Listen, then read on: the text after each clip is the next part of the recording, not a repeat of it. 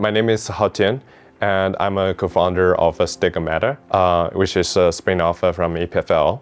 And currently, what we're doing is we're trying to embed the information directly into the material. So, for example, like you have this like a clothes, you can just scan it, so you can have the information of it.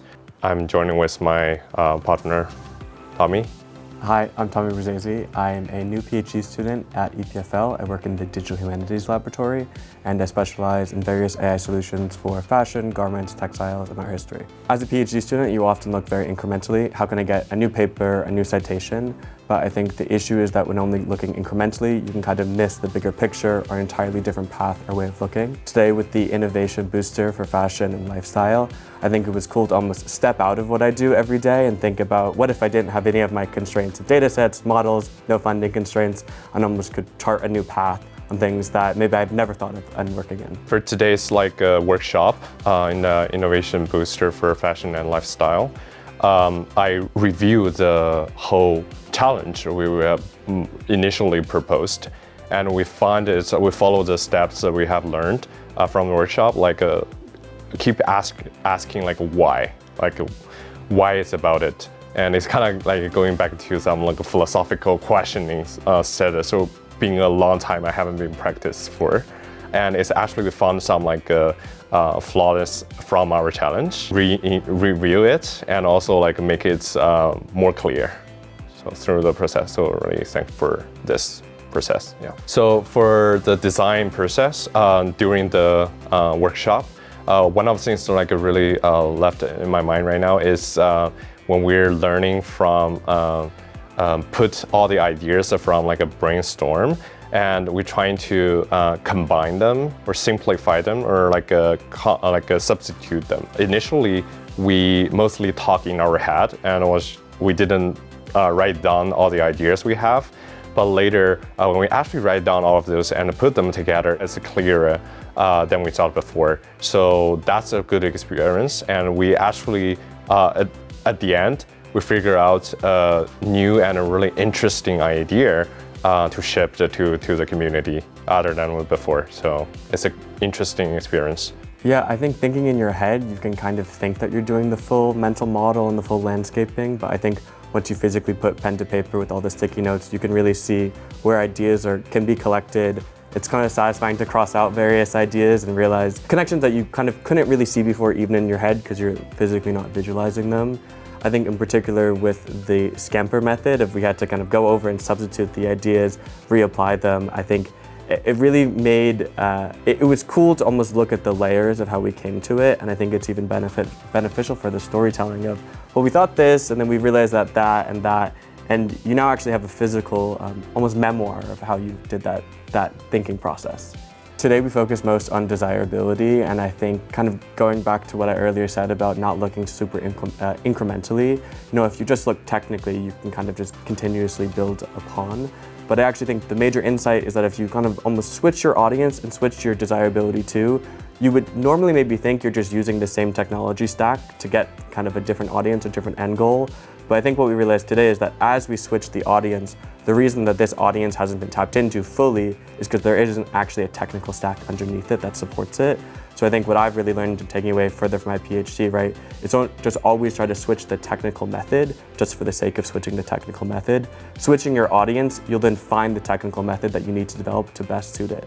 So in sum, desirability is not just some end thing that comes at the end where you almost downstream switch who the technology goes to. Switching the audience actually changes everything and changes the research direction, and excitingly gets new research directions that you didn't even think of before without thinking about desirability first.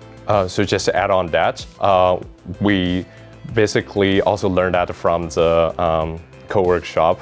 It's talking about the stakeholder analysis.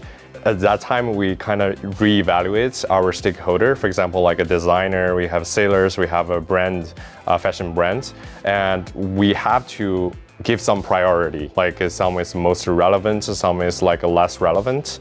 And the also interesting part, and also thank for the form of like asking us to form one implementation partner, one like research partner. We have different perspectives, and we have to figure out a way to combine both our thoughts, and also like we have a really helpful experts to communicate, and we found it's quite diverse, and actually it's going to the common ground and put all three of us like idea together. So it's a really interesting experience. As a PhD student, my main metrics I look for are either citations or the ways to connect on further research. But I think what makes it interesting is to realize that, of course, research should, at its ideal, live outside of just citations and papers for other researchers.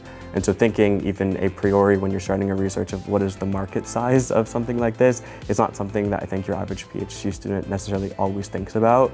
So kind of having that skill and building that in, I think, is helpful for deciding what projects I work on in terms of actually getting my grants.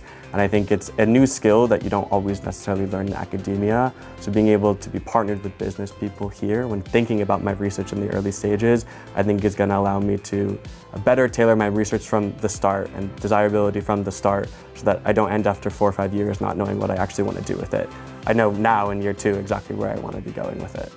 From the business part, I have done like a lot of like startup before, but mostly it's about AI products. And the key part for that, or the philosophy I learned, was to ship fast.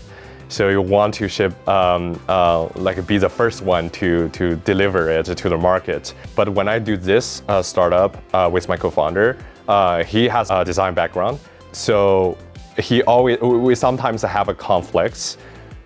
But sometimes I didn't get like why we at this slow pace. We should ship fast, otherwise the other company gonna be ahead of us.